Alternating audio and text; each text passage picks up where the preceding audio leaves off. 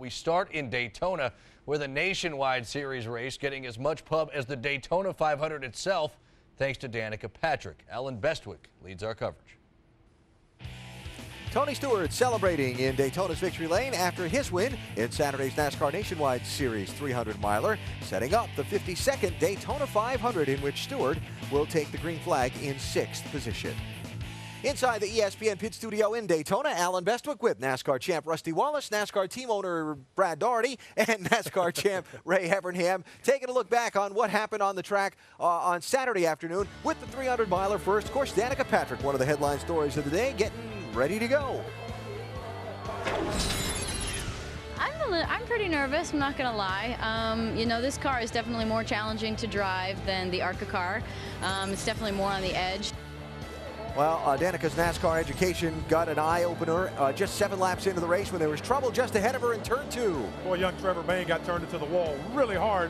Danica does a good job holding that wheel straight, closing her eyes and mashing it. Misses the first big one. So she missed the first wreck, but then the car's handling wasn't all that great, and Patrick fell all the way back to 34th position, chatting about things on the radio with her crew chief Tony Uri Jr., trying to figure out how to get it better. Such a big loss of speed out of 4 that I could pass them, and then, you know, just one or the other. When that happens, neither one of you got enough help to where you can do anything, so when that happens, you just got to roll up at the throttle, touch his bumper, and push it. Learning about the bump draft. So after some adjustments on a pit stop, they made the 7 car better. Patrick started moving back up through traffic, and then trouble. Man, I tell you what, she had a good run going. She was coming back up through the field with a little bit of balance, and boy, just could not get out of the way. Got that right front fender torn up, punched it in the wall, and that was all she wrote. So Patrick, with some heavy damage to the car, they take it back to the garage area, but would not be able to make repairs that would allow for an effective return to the race. That's the tough thing about this racing. I can see what they've all said all along with these big tracks is, you know, smoke comes up and you're running so close out there that, you know, there's nowhere to go. But the disappointing part, more than anything, is just that, you know, I missed out on getting, you know, 40 or whatever laps left of experience that I could have got. So Patrick out of the way. She wasn't the only one that took a hard hit. Look at this. This is Dale Earnhardt Jr. racing for second late. Yeah, he gets hooked in the right rear quarter panel, turns over, car flips over, dissipating a lot of energy. The good news is no real hard hits, and with all the safety improvements, JR gets right out. Tony Stewart started way back in 32nd spot in that 4 car, got to the front, led about the final quarter of the race. The challengers were trying all they could to catch him. Some of them had to try a little too hard. Kyle Busch and Brad Keselowski got tangled up on the final lap. Stewart holds off all challengers to take this Daytona Saturday race in February for a 5th time in the last 6 years. Incredible record for Tony Stewart. You see Danica Patrick wound up finishing pretty well down in 35th position. Dale Earnhardt Jr. in 29th. We hear now from the race winner, from Patrick, and from Earnhardt Jr. This is really because of Kevin and Delana Harvick and everybody here at Ritz and Oreos for letting us come do this with them.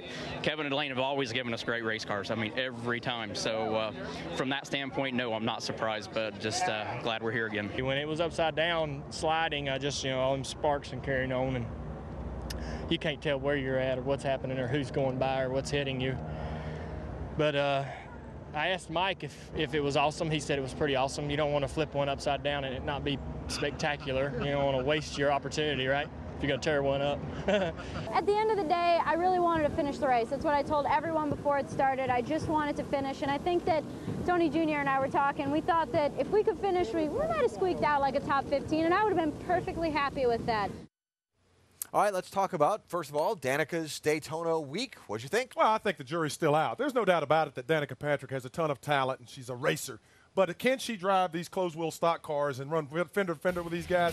We don't know. Daytona's a totally different animal anyway. You have to be able to draft. There's certain characteristics that you have to have in a race car and as a driver to be successful. When we go to California next week, it will be a better showing of her true talent because she'll get to get in the packs and really race with these guys wheel to wheel. Danica Patrick in the second race of the season next Saturday in California. Dale Earnhardt Jr., hard crash, upside down Saturday. Any effect for the 500 on Sunday? No, I don't believe so. I mean, watching Junior, he almost thought it was funny. You know, the energy dissipated. Even though it looked really bad, the car didn't make any quick stops. You know, years ago, you used to be worried about a guy's neck being sore, but they've got these new seats and new head restraints. Everything's packed in there. He probably is really not sore. And Rusty, is there anybody better? Apparently not, than Tony Stewart. No, I don't think so. Tony Stewart is just rock solid this whole entire week down here at Daytona. He finished second in the duels. He won Saturday's race. I mean, this guy is strong. The car's handled perfect all week long. He's got the right mental attitude going into it. Hey, I'm picking Tony Stewart to win this thing because of all those reasons. So Stewart won the 300 on Saturday. He will start 6th for the Daytona 500 on Sunday. The weather forecast is good for Sunday afternoon here in East Central Florida, if not a little cooler than normal. And we look forward to a great 52nd Daytona 500 here on Sunday afternoon.